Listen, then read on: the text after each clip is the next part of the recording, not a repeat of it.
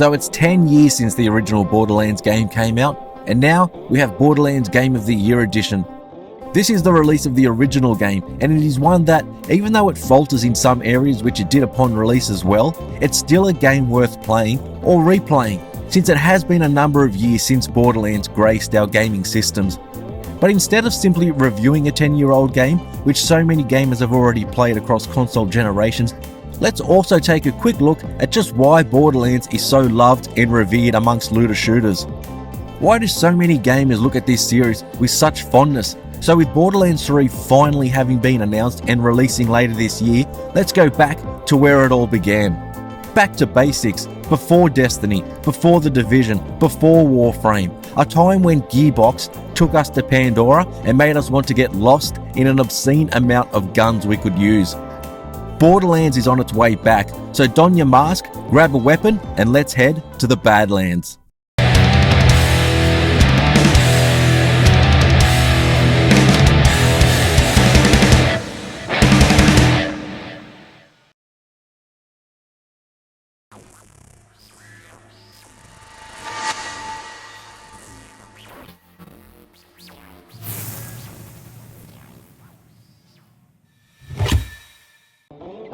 Now, with a game that is 10 years old, I will give some leniency in terms of certain game mechanics which may have become outdated since then, or simply lacking where by today's standards we would expect more. But in saying that, many players will be wanting to know if it is worth spending their money on it and whether the game is for them.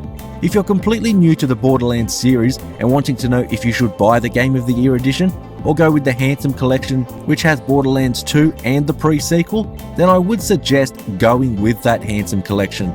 I'll be looking to review those games as well soon, but the first game is still very much worth playing, and you can definitely see the ideas within it which would be expanded upon in future games.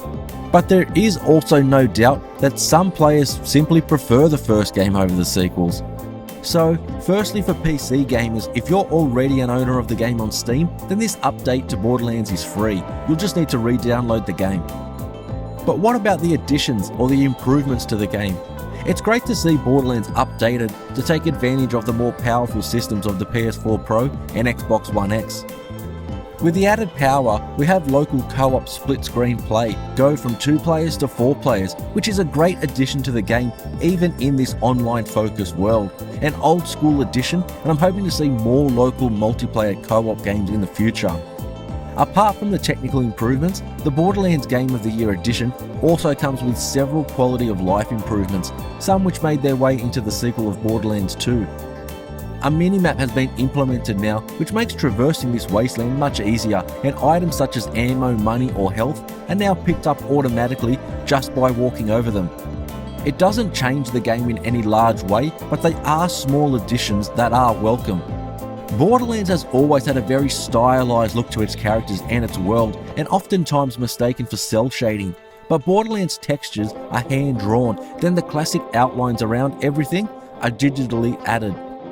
In the Game of the Year edition, we get the inclusion of 4K textures, HDR, which is absent from the PC version though for some reason unfortunately, and the fantastic 60 frames a second, which sees this re-release run silky smooth, which makes a definite difference, and I didn't encounter any noticeable drops whilst playing solo for the majority of the game. The 4K textures give the game a much crisper, cleaner look than the original game, which is to be expected, but I wouldn't say the visuals blew me away for a title released in 2019. It's a faithful update to a classic looking game, and it achieves what it sets out to do: update the game to modern standards for a more powerful set of consoles. Borderlands can be seen as primarily a loot-based first-person shooter, but it does have RPG elements which separates it from many other shooters on the market. Players can customize one of the 4 playable characters in appearance and then level them up as they take on missions and quests.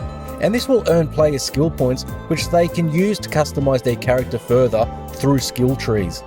Players can choose to upgrade their abilities or weapon accuracy, for example, but also using particular weapons will also see you become more proficient when getting kills with them. For those who have already played the game, this is the same Borderlands game you remember, just with a coat of fresh paint and improved performance. The gameplay holds up with great shooting controls across the huge amount of weapons in the game, with each having their own personality and sound.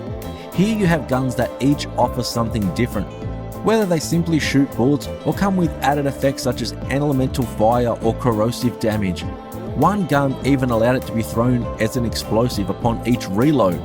You will of course have weapons which you prefer over others, but the game is constantly making you find and have the ability to try out new weapons, such as rocket launchers, pistols, SMGs, sniper rifles and more, which keeps the game fresh, even with its issues that I'll get to soon. Helping get around the large world, which does have load screens between areas, players are able to get themselves a vehicle, which comes equipped with weapons at a number of catch-a-ride stations scattered around the map. But the original Borderlands does lack in several areas, which stops it from reaching greatness in my view. The AI of the enemies is just incredibly simple, with many enemies just charging at you, and the only tactics others may use is to hide behind some cover at times, and even that they struggle with. The enemy design is quite good, but the lack of any sort of sophistication in terms of their behaviour makes them shooting practice most of the time and lack any sort of real personality. Allies can be amusing with some good voice work, especially with Claptrap, but they aren't utilised enough to make them all that memorable, and that leads me to perhaps the largest misstep when it comes to Borderlands, and that's in the story. It's virtually non-existent, with very little in the way of narrative, character development, or any sort of reason why we're doing what we're doing. With a razor-thin story, missions often boil down to simple fetch quests, collecting certain materials, or clearing out an area of enemies before moving on to the next one. It can and does become repetitive, but I did find myself continuing to play as the gameplay and weapons are just fun. And this is the key as to why Borderlands has such a good name associated with the series. Putting the sequel and the pre-sequel to the side, with Borderlands 2 very much being a reason why the series is so loved, Borderlands offers that loot system which so many gamers crave. With missions being simple in design, it's the constant search for better loot with better stats as you level up one or all four of the playable characters, each with different abilities, moving between areas, finding different sorts of weapons and trying them out, and seeing which you favour during your playthrough. With so many different guns available due to the procedurally generated nature of the weapons, multiple playthroughs and using different characters makes it more engaging to play, even with the issues the game has. The ongoing need to acquire new weapons and take on more difficult challenges is what drives players to keep playing these games. Gearbox did a very good job with Borderlands when it was released in 2009, and it found itself with an almost cult following, whilst also being enjoyed by many other gamers as well. If you've never played the game before, then this is the version to play, as it includes all of the DLC that was released as well, but perhaps temper your expectations as it does have issues. For this reviewer, it wouldn't be until Borderlands 2 was released where I found the series really hit its stride and fixed the issues of the first game, but also introducing even more elements which would make it a classic. Borderlands was a solid foundation in which to build a much-loved franchise on, and the excitement surrounding the announcement of Borderlands 3 shows just how people and fans feel about this series. I'd suggest playing the game and see where it all started, but if you're still unsure, then it will be worth picking up on sale as well at some stage. Be sure to join me for my Borderlands 2 review, a game that fulfilled its potential and rightfully stands as an absolute classic of the looter shooters.